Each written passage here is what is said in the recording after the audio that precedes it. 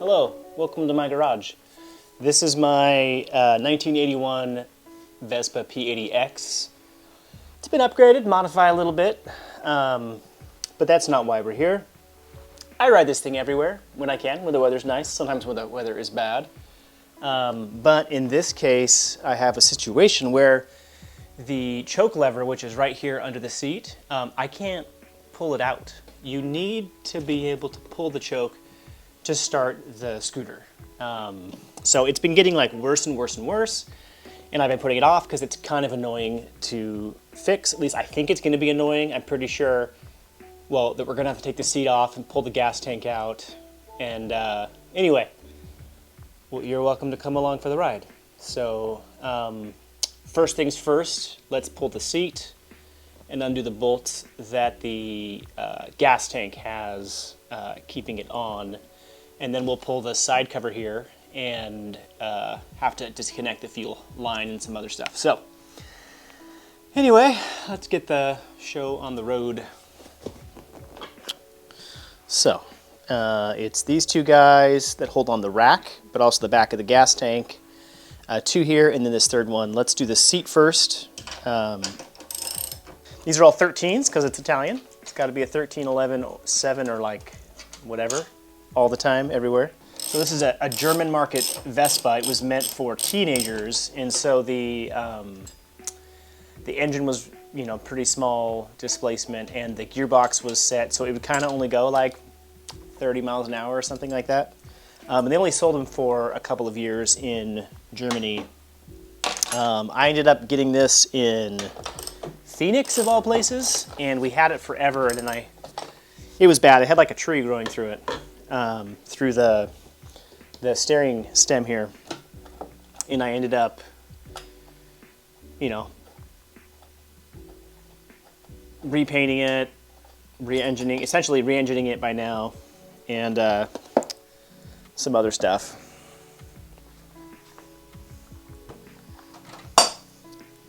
It's got a new wiring harness and new clutch, new cylinder, new engine cases, cylinder. The gearbox is original but modified. Electricals, I don't know, a lot of new stuff. It's not quite like the ship of Theseus, but it's getting there.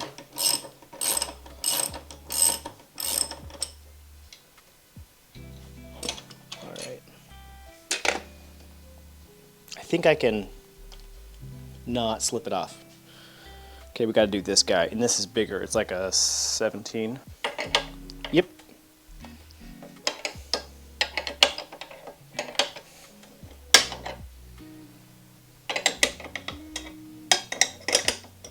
There's a massive fly buzzing around in here, and I love it. I hate it. It's distracting. Because it's, besides me just talking, it's like the only sound in this entire place. Okay, that's good enough. We can work with that. So, fuel tank is ready to go out. It's awkward. I'm gonna find a thing to put the fuel tank in, you know, kind of balance it. But first, let's take off the side cover and get cracking there. There we go. The fuel line comes through here. This is the air intake. This is the air box for the carburetor.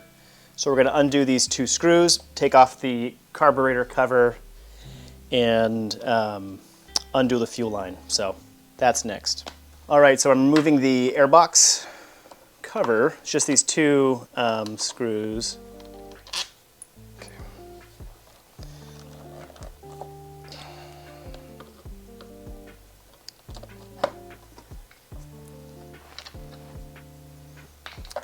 This thing has new rubber on it, and it's not always very cooperative coming off.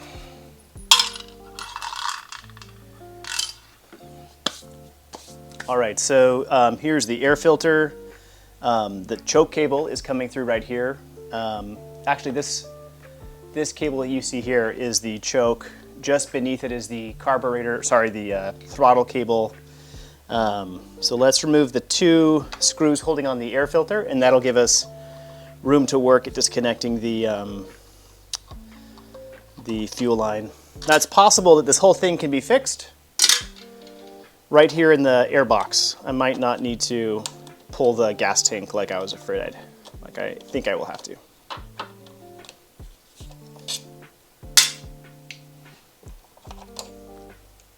So the orange giant thing there is the clamp on the fuel line, and this right here is the choke. You can just sort of barely see it. So normally if I were to pull the choke lever here on the front of the bike, it would just pull this little arm here and basically choke the bike, enriches the mixture and makes it easier for the bike to start. And then you let it run for a sec and you switch over to your normal, non-choke. But choke lever moves perfectly fine here on the carburetor, which means I'm gonna have to pull the gas tank, which I'm not super excited about. So I'll undo the fuel line's clamp. So we're actually gonna undo the fuel line from the carburetor.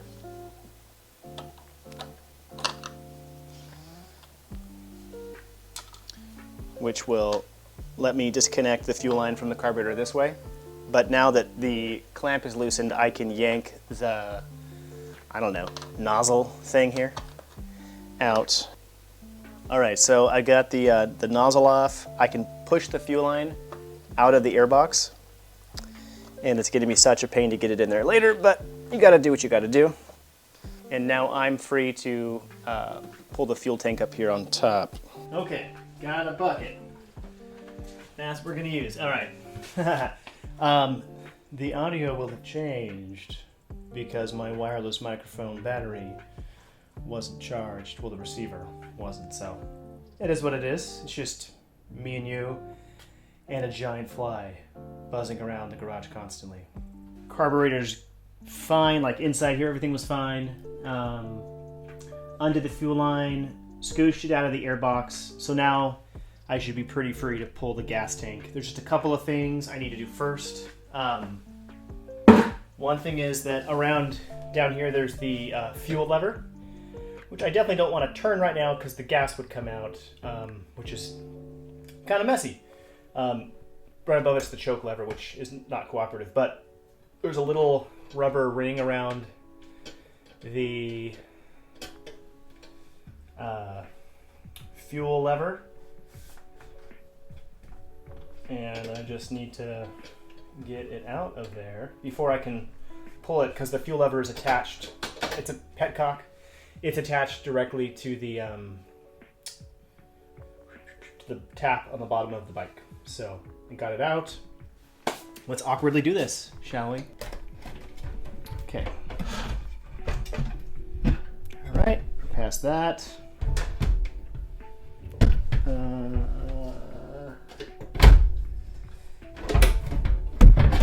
Okay. Hey, wait, maybe I don't have to do all of this. Okay. Pondering.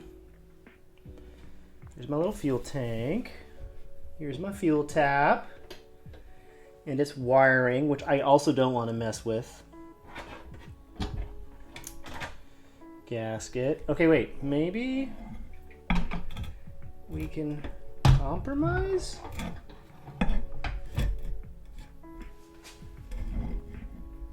Stay.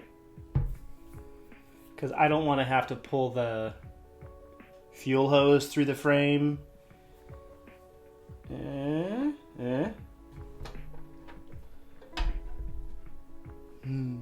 Okay, what I'm about to describe is no use or help to you, but I don't think I can get the camera in here. But the choke cable goes down through a hole up into this cavity here inside of the frame, and it has like a little house here. And there's this weird little clip that holds it in. I'm going to take the clip off by turning it like clockwise. And it will come off really awkwardly. It looks like this.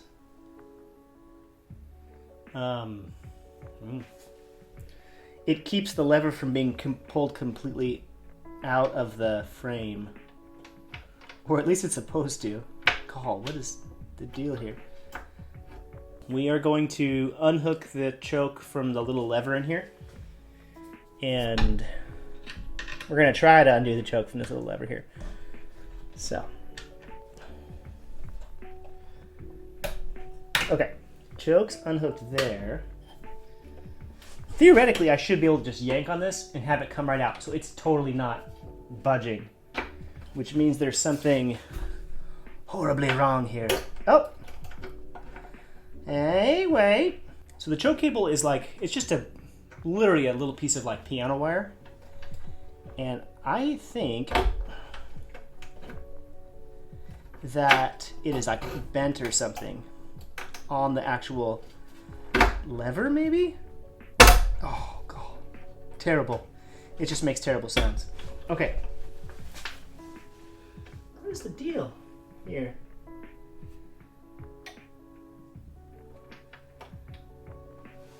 Okay. Why is it so jammed? Okay, wait. Got it off. Okay, we got it off.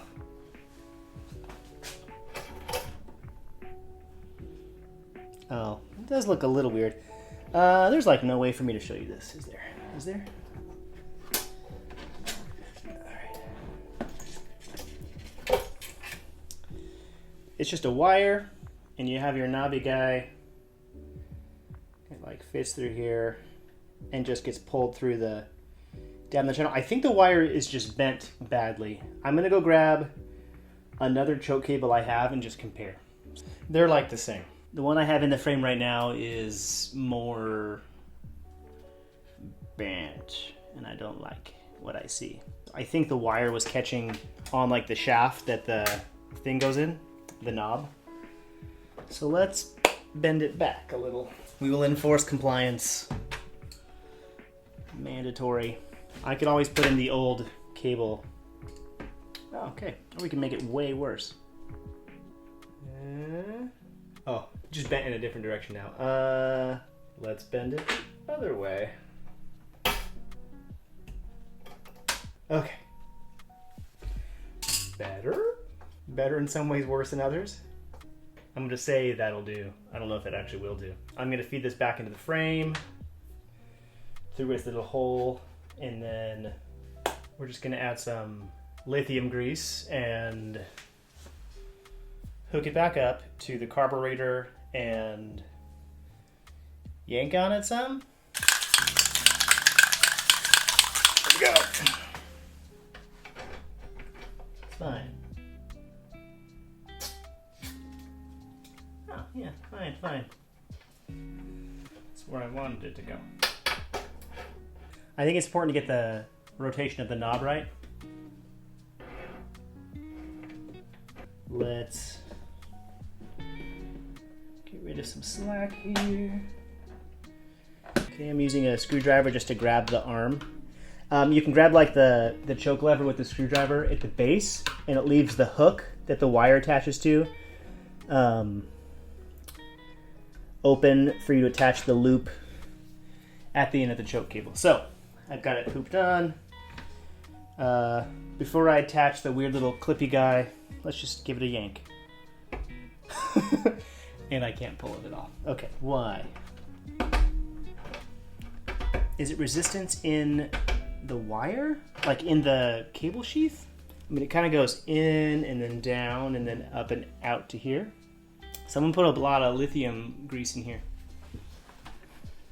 That's weird. It was like the cable had like a too sharp of an angle, so the wire was like freaking out. It was rubbing hard against the sheath or something. I declare that good enough. So this guy goes on. Okay.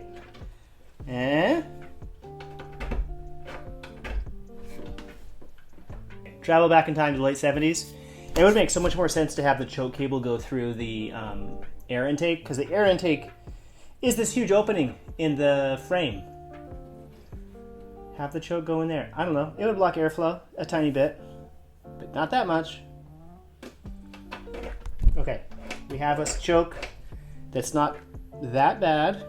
What I hope is that I can get the fuel line back into the air box without having to remove the air intake rubber hose thing, because it's just a total pain. So, there we go.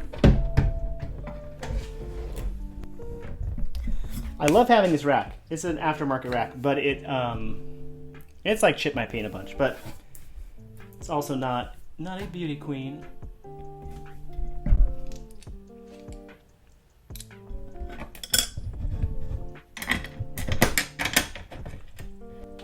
Yep, just me, you, and the giant fly still just buzzing around.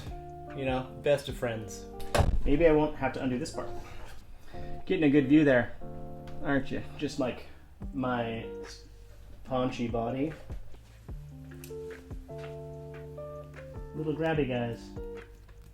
Yeah, all right. That wasn't the worst idea I've ever had. Abrupt shot change. The camera stopped recording.